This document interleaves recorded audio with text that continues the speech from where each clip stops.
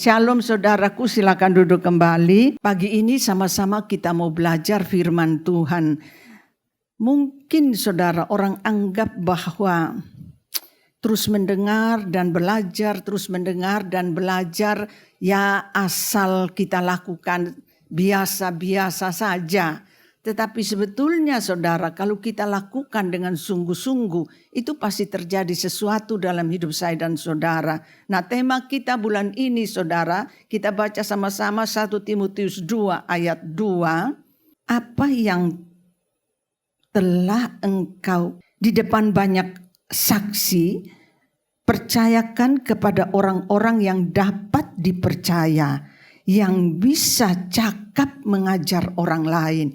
Jadi saudara, kita lihat bahwa dalam kehidupan ini apa yang kita dapat kita bisa bagi kepada orang lain, dan itu harus terus berkembang, tidak biasa-biasa saja tapi harus terus berkembang. Sebab itu kita mau belajar 3 hal pada pagi hari ini. Bagaimana kita multiply dalam kehidupan saya dan saudara, sehingga pertama yang kita harus belajar, bagaimanakah kita bisa menantikan, berjaga-jaga, bijak menantikan kedatangan Yesus. Dan kedua, kita berkarya lebih lagi di dalam Tuhan dan di dalam kehidupan kita. Dan yang ketiga adalah bagaimana kita berbagi dengan apa yang Tuhan berikan kepada kita. Kadang-kadang orang hanya pikir berhenti pada dirinya, menimbun buat dirinya. Tetapi sebetulnya kita lupa saudara, kalau saya dan saudara diberkati, itu berarti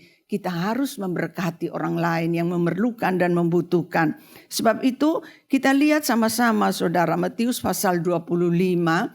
Kita akan belajar dari Matius 25 saat ini. Matius 25 itu mengatakan, saudaraku sekalian, ada gadis yang pintar, bijak, tetapi ada juga yang bodoh. Dalam ayat itu saudara bisa lihat. Dan apa yang bijak itu, mereka bawa pelita, dan pelita itu mereka bawa cadangan minyak, karena tidak tahu mempelai itu kapan datangnya. Tapi yang bodoh ini, mereka hanya bawa pelita tanpa mempersiapkan minyak cadangan untuk dibutuhkan dan diperlukan. Banyak orang anggap saudara bahwa hidup di dalam dunia ini selama-lamanya. Jadi mereka tidak mempersiapkan diri dengan baik, menantikan kedatangan Yesus dalam hidup ini. Sehingga banyak kali api iman yang ada di dalam kehidupan kita, kesungguhan hati melayani Tuhan, lama-lama itu jadi redup. Kadang-kadang jadi mati sama sekali, nggak ada lagi gairah, nggak ada lagi semangat dalam pelayanan, tidak ada lagi kerinduan kehidupan di dalam Tuhan, habis semuanya. Nah itu kita harus memilih pagi ini saudara, punya sikap yang bijak atau bodoh. Bijak itu berarti nyala ini mari kita jaga supaya tetap bernyala. Kadang-kadang memang hampir mati, kadang-kadang juga sudah mati. Tapi kita bangkit berusaha lagi, apalagi masa sekarang. Masa yang sulit saudara. Itu terus rasanya api iman, api kesungguhan, api menantikan Tuhan. Itu rasanya terus dikipas supaya mati lama-lama. Tapi saudaraku, saya dan saudara belajar jaga hati ini. Jaga api yang pernah ada. Jaga semua pengalaman yang kau alami dengan Tuhan. Karena apa? Karena hal itu sangat penting. Karena bisa jadi mempelai itu, kedatangan Yesus tiba-tiba datang. Kalau kita tidak siap, kita akan kecewa, menyesal. Tapi sudah terlanjur. Kita tidak bisa lagi membalikan keadaan. Oleh sebab itu dikatakan saudaraku, supaya kita bijak, mempersiapkan diri dengan sungguh, lebih lagi meningkat di dalam Tuhan. Jangan kita bodoh lalu kemudian hilang kesempatan. Banyak orang berjalan dengan keinginannya sendiri saudara, dan pada akhirnya sia-sia semua, seperti apa yang kita dengar tadi Pak Gembala. katakan pada kita. Hal yang berikutnya saudara yang kita lihat bahwa kita harus berkarya di dalam Tuhan. Apa yang Tuhan percayakan kepada kita? Kita diberikan talenta, karunia, bakat. Ada yang 5, ada yang 2, ada yang 1. Memang tidak sama saudara, semua orang itu berbeda satu dengan yang lain. Tapi yang kita belajar saudaraku sekalian dari pelajaran ini bahwa kita melihat bahwa apa yang Tuhan berikan kepada tiap orang itu berbeda. Jadi ada orang yang dapat, yang bakatnya, talentanya, kesempatannya rasanya lebih besar, lebih banyak, lebih pintar, lebih hebat dari orang lain. Apa saja dia kerjakan itu berhasil. Tapi ada yang sedang saja saudaraku, biasa-biasa saja. Tapi ada yang rasanya sama sekali tidak berarti. Mungkin penjaga pintu, mungkin pekerjaan yang sangat rendah dalam kehidupan ini. Orang lalu jadi iri. Orang jadi tidak terima dengan keadaannya. Kenapa dia lebih dari saya? Kenapa dia lebih dipilih? Kenapa dia diterima? Kenapa dia lebih berhasil? Kenapa saya tidak? Pada akhirnya apa yang ada mungkin cuma 1 talenta itu. Lama-lama jadi hilang saudaraku. Karena apa? Karena kita tidak jaga. 1 pun yang ada dalam hidup kita. Jangan sampai kita seperti mereka yang mendapat kesempatan, tapi buang kesempatan itu. Dia sembunyi talenta itu dalam tanah. Dan pada satu hari diminta pertanggungan jawabnya.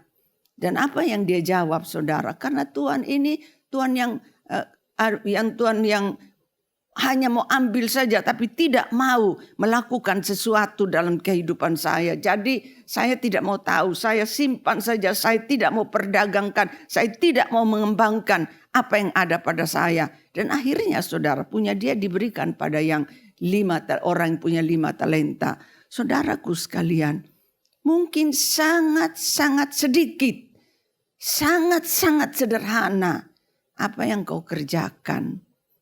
Ada orang yang bungkus kerupuk saudara. Sedikit demi sedikit satu keluarga. Sedikit demi sedikit.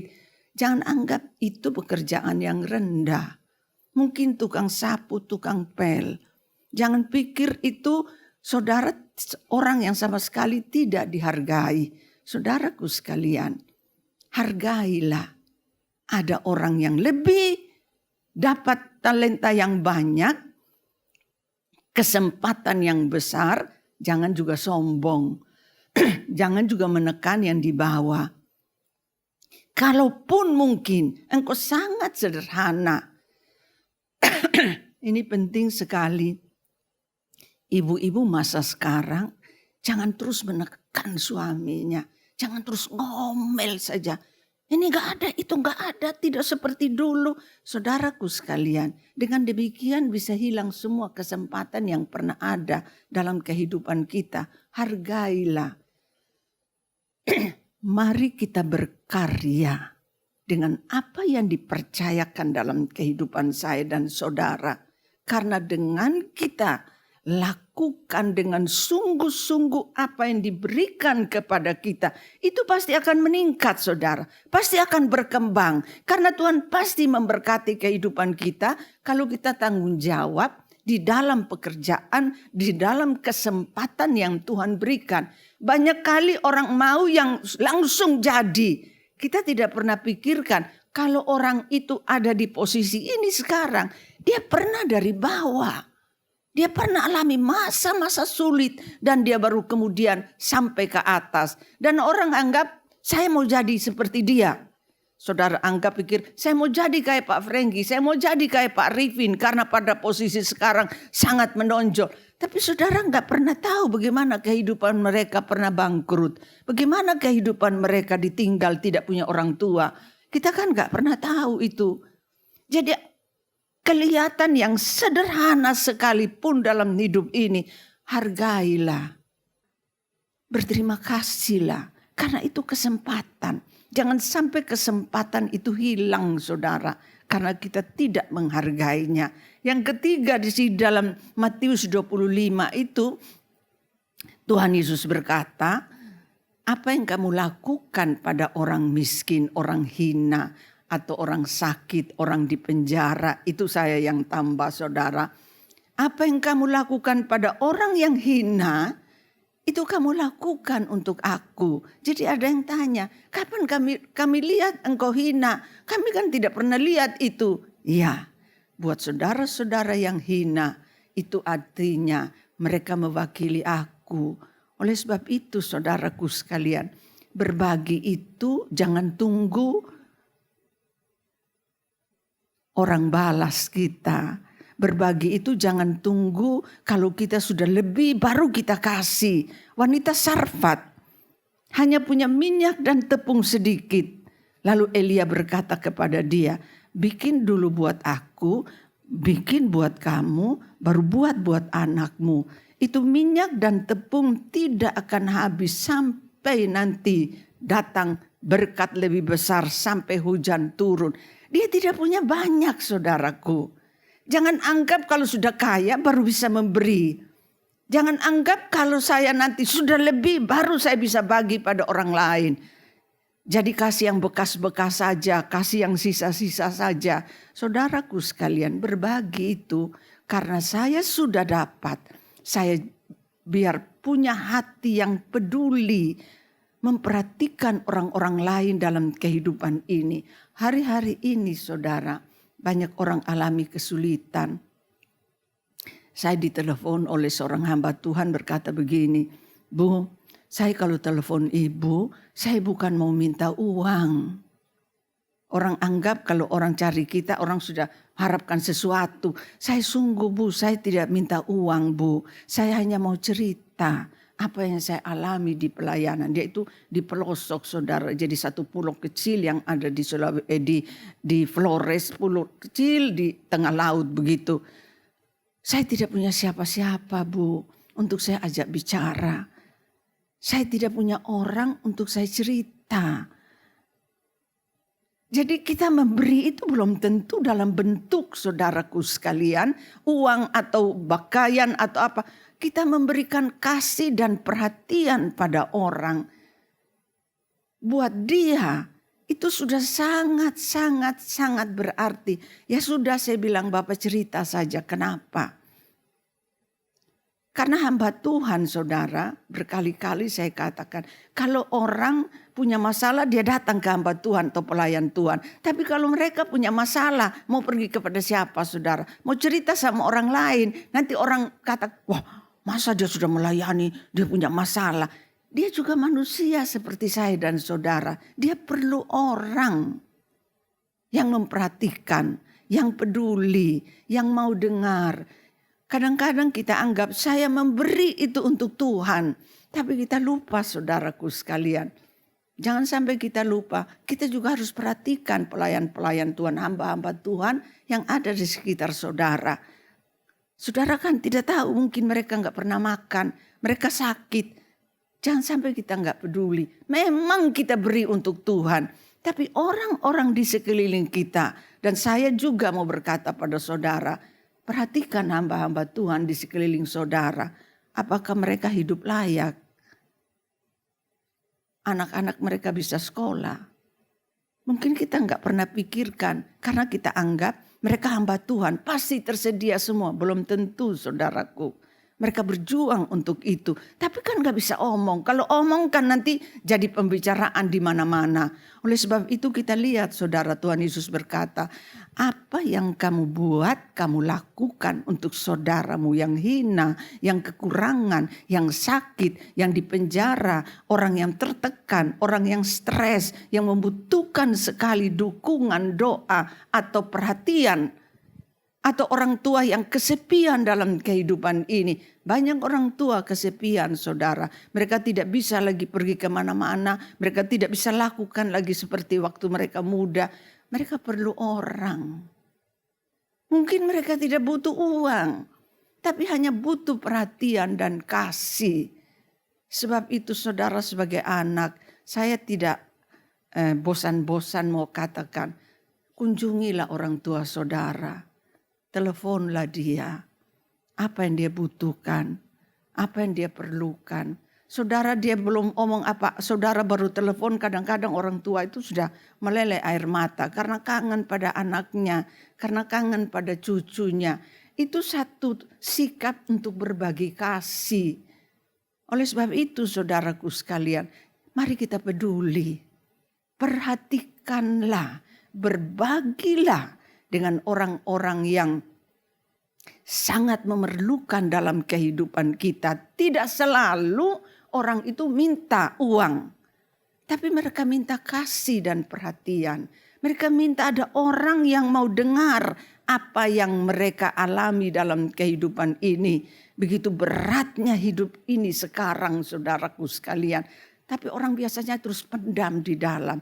Dan itu bisa menjadi penyakit dalam kehidupan ini. Jadi kita belajar saudara. Dari Matius 25 itu saya dan saudara belajar. Yaitu bijak dan berjaga-jaga. Jangan anggap engkau dan saya hidup dalam dunia ini selama-lama-lamanya. Ada waktu terbatas. Dan dalam waktu yang terbatas ini, jadilah orang bijak. Jaga hati ini. Supaya api iman itu tetap menyala. Api kasih itu tetap menyala. Kalau sampai kita redup karena tekanan demi tekanan dari berbagai pihak saudaraku sekalian. Jangan berhenti di situ. Kita cari jalan, cari cara. Bagaimana saya bisa keluar dari keadaan ini. Bagaimana saya bisa lepas dari tekanan ini. Dan dengan mungkin dengan memuji, dengan baca firman, ucapkan firman yang keras. Kalau saya yang saya lihat diri saya gampang sekali bangkit kalau saya memuji Tuhan saudara. Kalau putar lagu kemudian saya ikut menyanyi lagu itu. Biasanya berkali-kali nyanyi itu saya sudah rasanya terangkat dari keadaan atau tekanan yang saya alami. Jadi kita lihat apa yang bisa membuat saya bisa terlepas, bisa bangkit, bisa bernyala-nyala lagi di dalam Tuhan. Ada orang mungkin dengan ucapkan kata-kata firman, ucapkan kata-kata iman. Ada juga dengan apa membaca firman. Ada juga mungkin dengan cara saudaraku sekalian. Dia berteriak dan berseru, mengangkat tangan di hadapan Tuhan. Minta tolong. Cara apapun kita pakai, jangan berhenti pada saat kita lampunya sudah mau mati, hampir mati saudara. Harus punya cadangan dalam hidup ini. Lalu kalau kita biarkan, kita kan putus asa sudah. Lalu lama-lama kita bisa tinggalkan Tuhan. Kenapa banyak orang akhirnya miring terus? Karena pada waktu api yang ada kasih, iman yang mulai pudar, dia biarkan saudara. Pada akhirnya melenceng dan akhirnya selesai sudah. Dan kalau tiba-tiba Tuhan Yesus datang dalam keadaan tidak siap, kita akan ketinggalan. Sudah terlanjur. Menyesal, tapi sudah tidak berguna. Hari ini ambil keputusan yang sungguh saudaraku sekalian. Engkau dan saya diberi kesempatan untuk berkarya. Ada yang 5, ada yang 2, ada yang 1. Mungkin ada yang punya potensi besar. Dipakai, diberkati. Ada mungkin yang biasa-biasa saja. Ada mungkin sangat sederhana pekerjaannya. Sering diejek, sering dibully. Merasa pekerjaannya terlalu hina. Enggak masalah saudaraku sekalian. Itu yang dipercayakan pada kita. Jangan sampai seperti orang yang tanam talentanya di dalam tanah. Akhirnya karena dia iri, karena dia ngomel, karena dia tidak tanggung jawab. Akhirnya dia dibuang ke dalam kegelapan selama-lamanya. Dihukum saudaraku sekalian. Nah kalaupun hari ini saudara kehilangan pekerjaan. Hari ini keadaan ekonomi sangat sulit dalam keluarga. Hari ini saudara mungkin buat apa saja belum berhasil. Jangan anggap bahwa saudara tidak ada lagi harapan. Tetap ada harapan di dalam nama Tuhan Yesus. Pandang bunga di padang. Lihat burung di udara. Kalau dia pelihara burung, Di rumah saya itu sering ada burung kecil-kecil, saudara, hinggap di atas kabel-kabel listrik atau kabel telepon.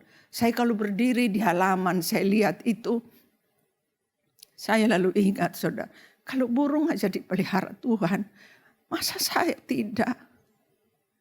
Berkata pada dirimu, Tuhan Yesus tidak pernah mati buat burung, tapi dia mati buat saya dan saudara. Mana mungkin dia tinggalkan? Mana bisa dia tinggalkan? Tidak mungkin. Dia sudah janji. Aku sama sekali tidak akan meninggalkan engkau dan membiarkan engkau. Mari bangkit saudara. Ajak semua keluarga untuk berkata, lihat burung di udara. Kalau Tuhan pelihara burung, kita lebih berarti. Bangunkan iman bersama-sama. Bangkit dan berdoa bersama-sama. Puji Tuhan bersama-sama. Memang kita harus yakin bahwa kalau habis hujan itu pasti ada pelangi. Kalau habis hujan pasti ada pelangi. Tuhan tidak akan meninggalkan engkau dan saya. Sebab itu bangkit dan berdiri teguh lagi. Sekalipun keadaan sama sekali tidak mendukung. Tetap percaya saudaraku. Bisa jadi sebentar lagi besok ada jalan terbuka. Ada pintu-pintu yang terbuka dalam hidup saya dan saudara. Yang bertahan dan tetap percaya kepada Tuhan. Dia tidak akan mengecewakan. Dan banyak orang sudah alami mujizat masa-masa ini. Saya banyak dengar kesaksian saudaraku sekalian. Masa sulit ini banyak orang mendapat mujizat Tuhan. Karena tetap berdiri teguh dalam keadaan apapun juga. Memang keadaan sulit dalam hidup ini. Tapi jangan kita berhenti berbagi. Jangan tunggu kaya baru bagi. Jangan tunggu lebih baru bagi. Tapi apa yang Tuhan taruh dalam diri kita saudara, berbagilah. Bukan saja soal uang, bukan saja soal pakaian, soal kasih, soal perhatian. Lihatlah orang-orang di sekeliling kita. Ada yang datang dengan wajah yang kusut, saudaraku sekalian. Tertunduk. Dalam ruangan ini banyak orang model-model begitu. Mereka perlu orang, saudara. Mereka perlu kasih dan perhatian. Saudara datang aja peluk punggungnya. Saya mau berdoa buat kamu. Saya sayang sama kamu, Tuhan Yesus juga sayang. Buat mereka persoalan belum selesai, saudara. Tapi kasih dan perhatian itu membangkitkan iman. Saya bukan siapa-siapa. Saya baru datang ke sini, saya orang asing. Kok kenapa Bapak begitu peduli? Sehingga orang itu akan berkata, saudaraku sekalian, Tuhan itu mengasihi saya. Oleh sebab itu jangan kikir, saudara, dalam memperhatikan orang lain. Menyalurkan kasih, menjamah orang dengan tanganmu. Karena tanganmu itu ada urapan Tuhan. Bisa membangkitkan semangat orang. Membangunkan iman orang dalam kehidupan ini. Jadi kalau ketemu orang, memang sekarang kita hanya begini-begini. Tapi juga perlu mungkin pundaknya perlu ditepuk saudara. Selamat datang. Saudara dari mana? Saya baru lihat saudara hari ini. Itu perhatian seperti itu dibutuhkan saat-saat ini. Apalagi mereka gak punya sanak saudara saat ini, saudaraku. Mereka tidak punya siapa-siapa. Mereka perlu kasih dan perhatian. Peduli. Bukan soal uang. Bukan soal pemberian yang nyata dalam hidup ini. Tetapi kasih dan memperhatikan orang lain yang hina, yang kesepian, yang merasa sendiri karena tidak punya sanak dan famili. Mereka perlu orang. Sebab itu saudara, mari kita meningkat, mengembangkan apa yang ada, yang dipercayakan Tuhan buat saya dan saudara. Mari sama-sama kita tunduk kepala dan kita masuk di dalam doa. Terima kasih Bapa Surgawi. Kami sadar sepenuhnya kami banyak kekurangan dan kesalahan. Kami kurang peduli. Kami anggap hidup kami ini milik kami. Jadi kami foya-foya. Kami hambur-hamburkan. Kami hidup sia-sia. Padahal hidup ini kami harus tanggung jawab. Kami akan selesai pada waktunya. Dan kami minta kepadamu, tolong kami supaya kami tidak bodoh, tapi kami bijak dengan hidup ini. Orang boleh hidup hancur berantakan karena sia-sia, tapi kami mau belajar Tuhan. Kami mau hidup benar di hadapan-Mu. Kami mau hidup sungguh-sungguh di hadapan-Mu. Tolonglah kami, tolong kami Tuhan. Terima kasih. Apapun pekerjaan yang Tuhan berikan, biar kami belajar menghargainya. Mungkin sangat rendah. Tidak ada meningkat apapun yang kami lakukan. Tapi taruh diri kami setia. Tetap jujur, tetap disiplin. Dan Tuhan memberkati apapun yang kami kerjakan. Banyak orang hari-hari ini mungkin sedang putus asa Tuhan. Sedang hilang harapan.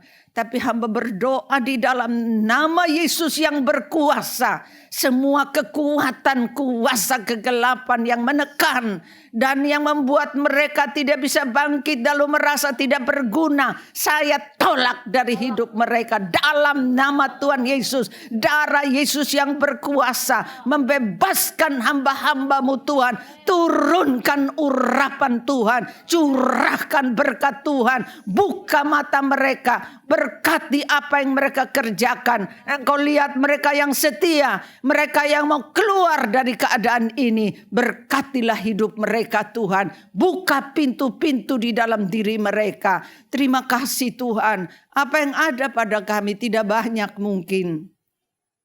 Apa yang ada pada kami terlalu sedikit, buat kami saja kurang.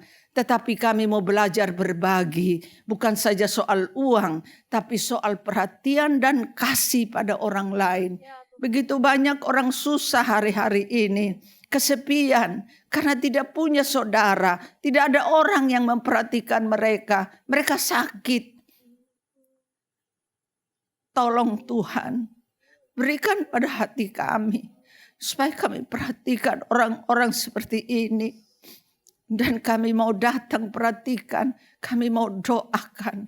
Kami tahu Tuhan, Engkau berikan kami kasih, urapi tangan-tangan kami. Coba angkat tangan saudara sama-sama di hadapan Tuhan. Tangan-tangan yang terangkat di hadapanmu itu hamba berdoa berkati dan urapi tangan-tangan ini. Sehingga tangan yang menjamah orang-orang yang ada di sekitar mereka. Orang sembuh, orang terlepas, orang diberkati. Orang kemudian melihat kuasa dan kemuliaan Tuhan lewat setiap kami yang ada di dalam ruangan ini. Terima kasih Tuhan buat kesempatan yang Tuhan berikan. Kami tahu ini kesempatan yang luar biasa. Berikan kami tanggung jawab. Berikan kami Tuhan, lakukan dengan sungguh. Karena untuk kemuliaan nama-Mu saja. Di dalam nama Tuhan Yesus kami sudah berdoa. Yang percaya katakan amin. Tuhan berkati saudara.